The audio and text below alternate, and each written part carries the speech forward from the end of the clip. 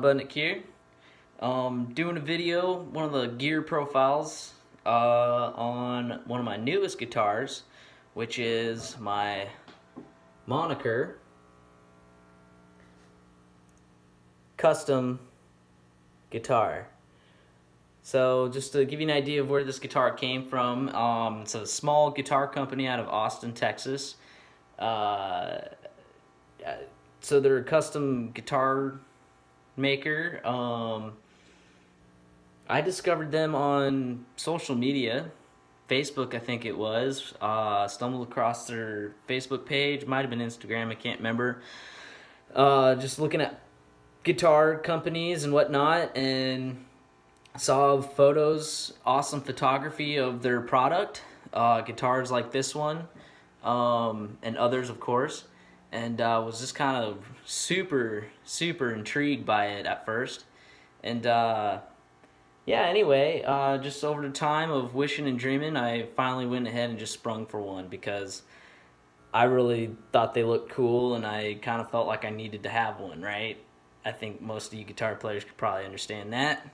But what's really cool, one thing that really drew me to this company was the fact that you got to design it yourself, and I guess that's probably the same for all custom shops, but I mean, on their website, which I'll put a link down in below to their website, Moniker Guitars, they have an online design tool, and it's super cool. Like, you can just go on there, design it right there on their website. You know, you create an account and all that good jazz, you save your designs, etc., etc. And based off all the options that they give you, you can design your guitar. And so this was my design. The body style is called a Reedsdale, and I decided to put the F-hole in there. But as you can see, it's kind of reminiscent of a Les Paul, Gibson Les Paul body shape. The color is just plain white with a black binding. I don't know if you can see the binding there. The headstock is what they call the paddle headstock. I chose that headstock because I felt like that was actually probably the more signature of the Moniker. They've got like 2 or 3, maybe 4 different headstock styles, and they're all pretty cool. You know, some of them are kind of reminiscent of like the Fender headstock, so on and so forth. But I felt like this paddle headstock was minimalist looking, and very kind of signature of the company itself. I think it was one of the earlier designs that you could choose from, and so that's why I went with that. I just think it looks cool. The bridge piece here is what they call a trapeze style. I just think it looks cool.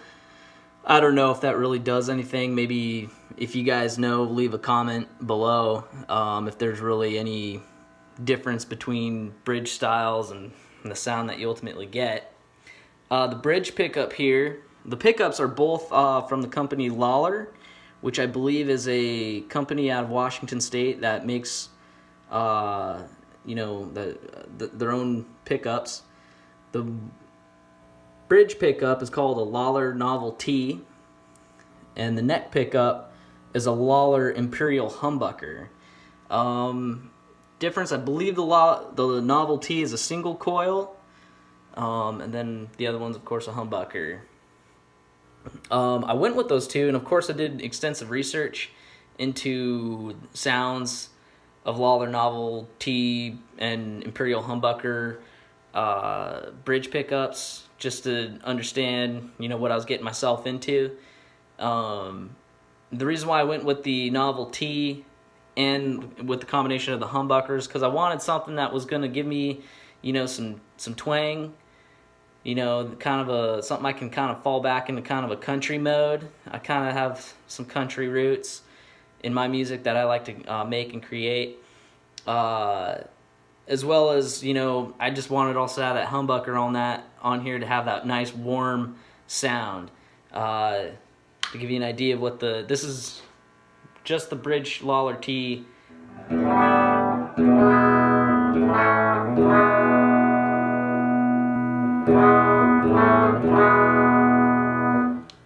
This is the humbucker.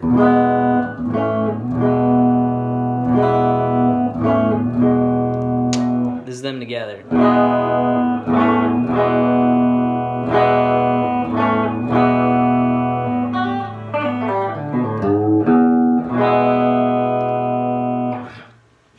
Anyway, this guitar is so cool.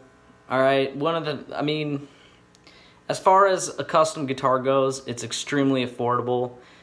You can get out of Moniker guitars with a brand new custom instrument for a couple of $1,000s. I was able to work something out with them to get a little cheaper than that. As I understand, I don't own a Gibson or a Fender Custom, but those can range up in the many more thousands of dollars than what you're going to get with Moniker.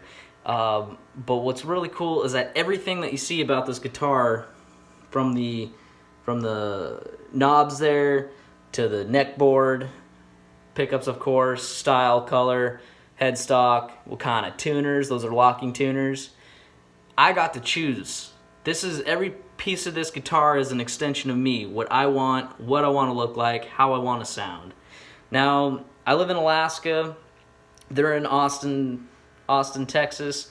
It's a gamble when you order something online, right? But I will say, in terms of their customer service, their rep was extremely knowledgeable, helped me through the process, and it reassured me that if this turned out to be not the instrument for me after it was made, that I could always return it. And I believe they have a storefront for their returns, and they do try to still profit off of that. But I would certainly recommend at least looking into this guitar. I'm a firm believer in it. While I rotate my guitars into kind of the moods and phases I am musically, this guitar is going to be my staple, my go-to, just because of its versatility with being able to solo, being able to hold chords and rhythm, and it's gonna be my go-to for a long time. Plus, it just really looks cool. It feels great. It sounds awesome, and I'll probably put some clips of me jamming out with this video. Anyway, they say the guitar is dead.